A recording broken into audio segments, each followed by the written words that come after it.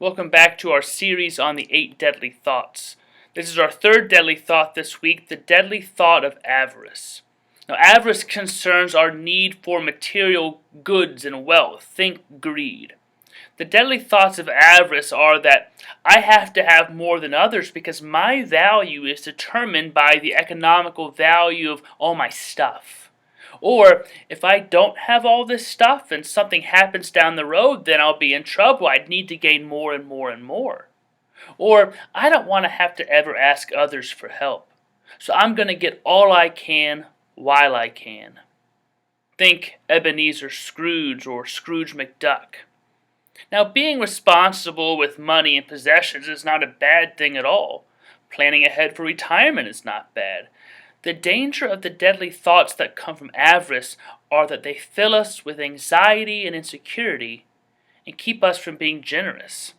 Our minds become so full of the desire to gain enough material goods to make ourselves secure against every possible calamity that we fail to pay sufficient attention to God and our neighbor.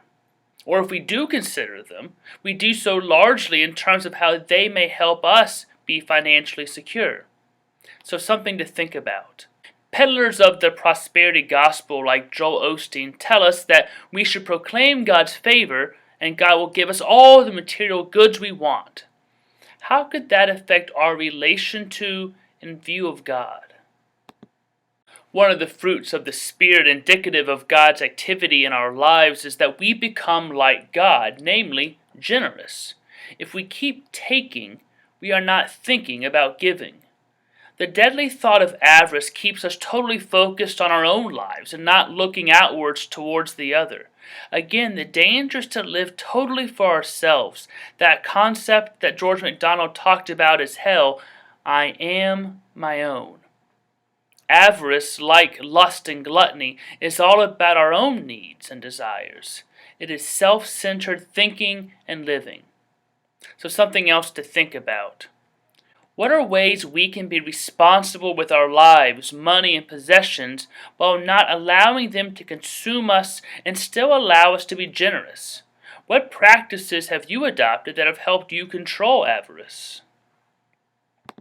Even churches can fall victim to avarice or greed, becoming afraid of not having enough money, enough members, enough supplies.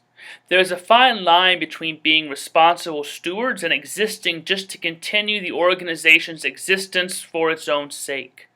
When the church stops existing for others and starts existing for its own survival, the church is already dead.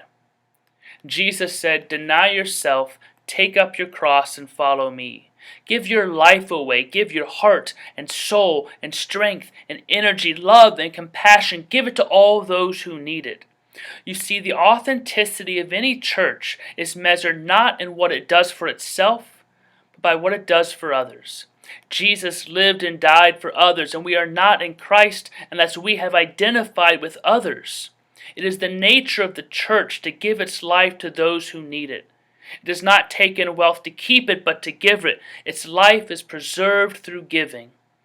The one who seeks to save his life will lose it. But he who loses his life for my sake will save it, says Jesus.